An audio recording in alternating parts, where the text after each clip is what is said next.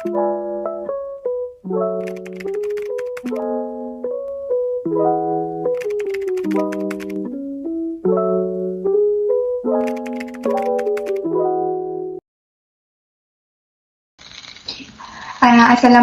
Puan.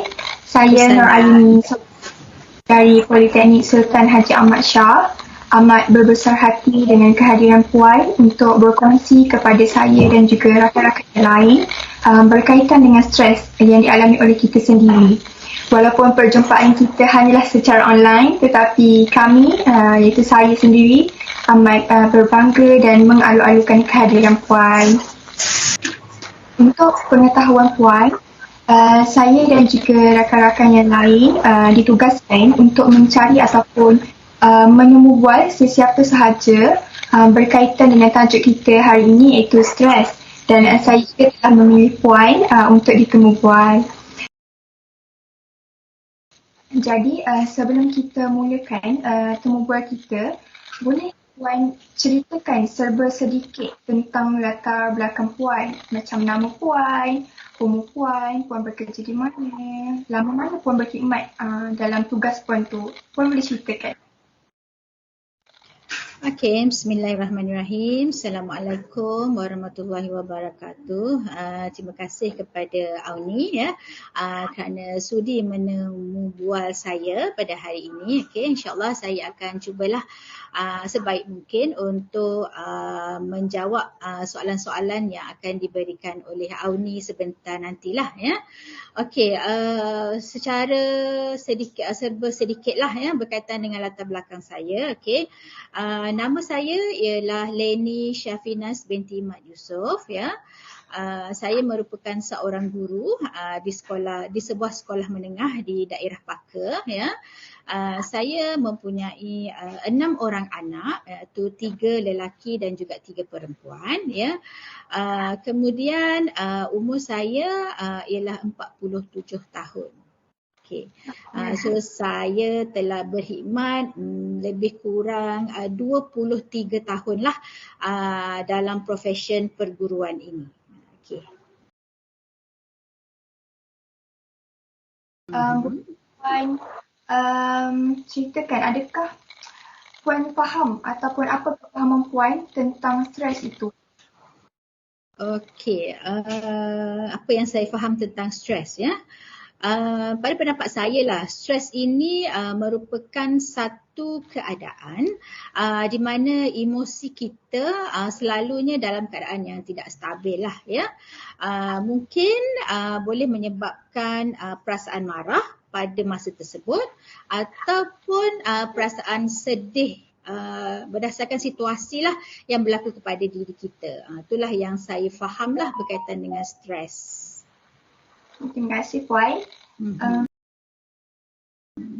Puan sendiri pernah mengalami stres, dan stres yang bagaimana Puan sering alami? Adakah stres yang teruk ataupun stres yang biasa-biasa saja, macam orang kata sakit kepala tu kita just makan ubat, ataupun stres sampai kita kena pergi ke klinik? Macam mana Puan?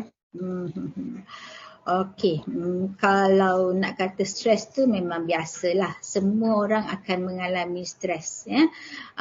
Dan stres tu dia kata banyaklah penyebab dia Okey, antaranya yang selalulah saya ni selalu mengalami stres, selalunya berkaitan dengan kerja lah. Ya, kalau dari segi kata yang lain-lain tu jarang sangatlah sebab kalau orang tengok saya ni antara yang saya dapat tahulah, orang kata saya ni, kalau orang kata Cikgu Leni ni suka senyum, ceria, kan? Nampak macam tak stres, tak ada apa masalah, tapi sebenarnya ada. Siapa kata tak ada cuma orang kata saya boleh mengawal keadaan stres tersebut ya. Dan sebenarnya stres tu pun orang kata siapa yang tak pernah kena stres? Orang kata apa? Saya pun pernah mengalami stres yang teruk sebenarnya. Okay? Tapi kata yalah stres tu yang teruk tu mungkin saya tak perlu cerita lah kat sini Cuma kalau yang biasa-biasa tu biasa sangat. Semuanya adalah orang kata kebanyakannya, majoritinya adalah disebabkan oleh kerja lah. Ya. Selalunya pun tak adalah teruk sangat. Kalau kerja ni memang biasa. Maknanya kena stres. Kalau tak stres nanti kerja tak siap. Itulah yang biasanya terjadilah kat saya. Berbalik kepada soalan kita yang berkaitan dengan stres. Pada pandangan Puan, apakah stres itu tidak bagus kepada kita as a individu? Ataupun bagus ataupun tidak bagus sebenarnya stres itu? Okay.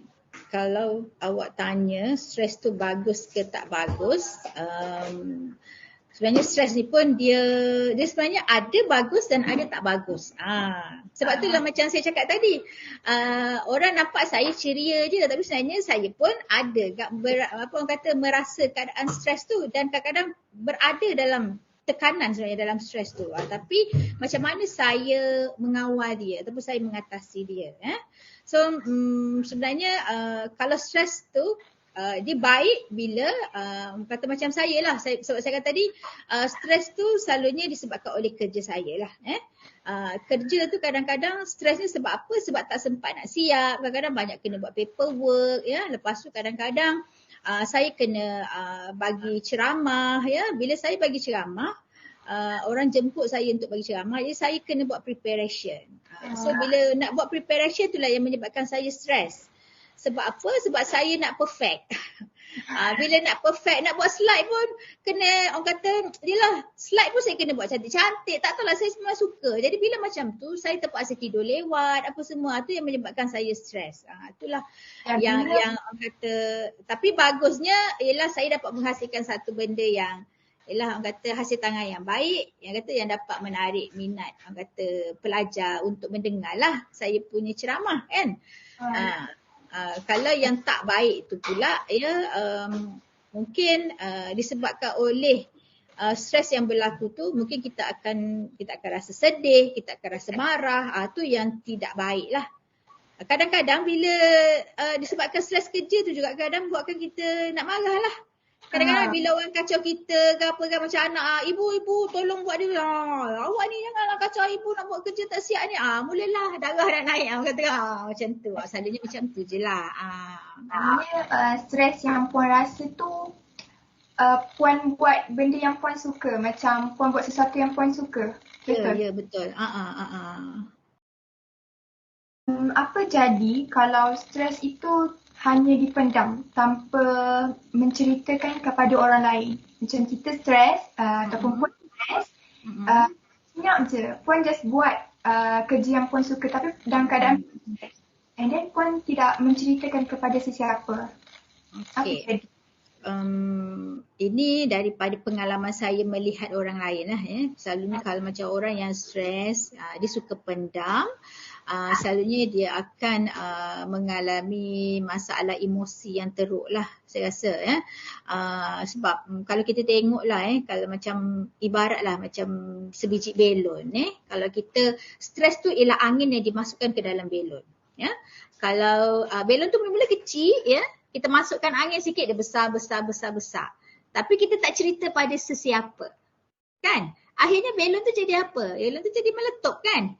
Begitu juga kita tengok kadang-kadang ada pelajar yang tiba-tiba menangis. Tak tahu apa-apa tiba-tiba menangis. Sebab apa? Rupanya dia ada masalah. Dia orang kata dia tertekan. Sebab itu macam saya selalu mengamalkan ialah kalau saya macam saya stres, saya nak marah ke apa, saya suka bercerita dengan suami saya. Dia jadi macam sponge saya lah. Walaupun dia tak respon pun. Tapi saya popek, saya cerita, saya marah orang ni, saya geram ni semua. Habislah, settle. So saya kata riliskan stres saya dengan cara macam tu. Sebab macam belon tadi lah. Kalau kita tak keluarkan angin-angin panas tadi tu, dia akhirnya akan meletup. Sebab tu saya suka bercakap. Biarlah suami saya tak layan pun tak kisah. Dekat dalam kereta pun saya popek. Yang penting keluar macam tu. Gitu.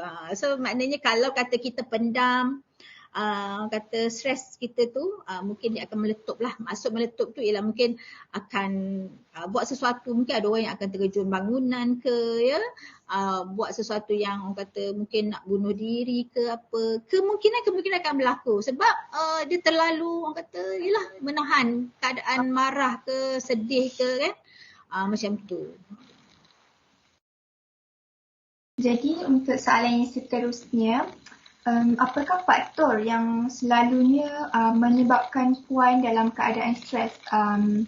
Contoh dia, Puan deal dengan masalah kerja yang seperti Puan nyatakan tadi, ataupun deal dengan perangai anak-anak, ataupun dengan perangai anak-anak pelajar di sekolah, ataupun dengan perhubungan masalah kawan sekerja, ataupun bagaimana?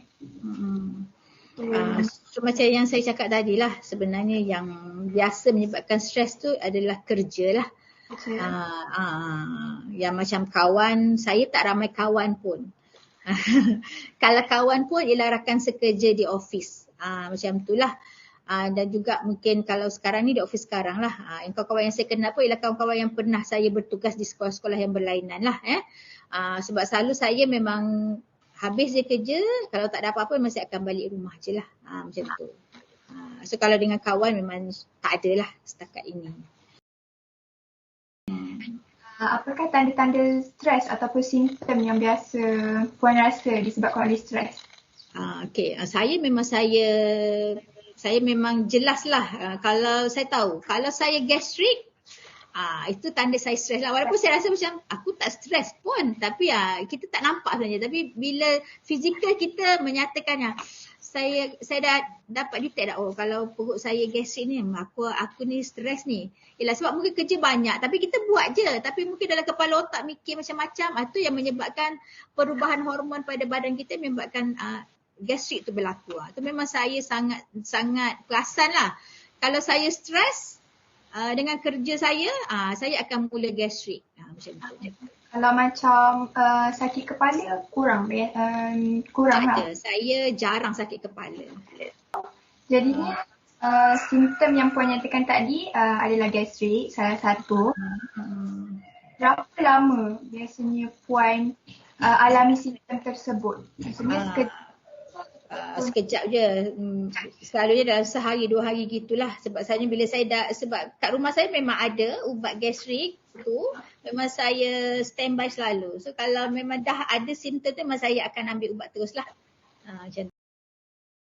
Dan boleh Puan bagi pendapat Puan? Kenapa Puan? Contoh kalau Puan kata stres itu bahaya kepada diri, kenapa? Kenapa stres tu boleh membahayakan diri? Okey. Macam tadilah, kalau macam saya dah tahu dah, saya memang kalau saya stres memang saya akan gastrik ya. So sebab tu saya dah standby dah ubat saya. So itu pun mungkin salah satulah yang boleh membahayakan diri. Sebab kalau kita lihat daripada situasi orang yang mengalami stres lah kalau yang macam yang teruk sangat tu, antaranya ialah yang berbahaya tu ialah kadang-kadang boleh menyebabkan kemurungan lah. Sebab stres ni selalunya dia berkaitan dengan emosi kita. Sama ada marah ataupun tersangat sedih. So kedua-dua itu pada saya akan menyebabkan kemurungan bila orang yang mengalami tu mungkin dia tidak meluahkan apa yang dia rasa tadi itulah. Sebab tu kalau kita ada rasa stres ke apa, memang kita kenalah orang kata mencari seseorang yang boleh dipercayai. Itu paling penting lah sebab kadang-kadang kita ni bila kita stres, kadang-kadang kita nak cerita dengan orang kan. Sebab tu nak selalu pelajar lah, dia tersilap cari orang untuk berkongsi. Dia kongsi masalah dia, tiba-tiba kawan-kawan cerita. Dia lah masa baik dia okey kan. Bila bergaduh je pecah rahsia. Kan. So pada cikgu macam tu lah so maknanya pada saya lah kata stres tu dia boleh menyebabkan orang kata keadaan berbahaya lah kepada orang yang mengalami kalau dia tidak boleh mengatasinya dengan betul lah, dengan cara yang betul. Macam tu. Pada pendapat Puan, apakah itu boleh membawa kepada salah satu penyakit, contohnya penyakit mental ataupun penyakit anxiety? Apa pandangan Puan? Ya, memang Saya setujulah kalau orang yang stres tu mungkinlah akan mencetuskan ataupun akan terarah ke arah penyakit mental tadi. Sebab apa? Sebab mula-mula tadi saya cakap tadi sebab ia berkaitan dengan emosi. Bila emosi semuanya adalah berkaitan dengan mental kita lah. Kalau emosi kita sihat, insya-Allah mental kita sihat. So kalau stres tentu dia berkaitan dengan emosi kan.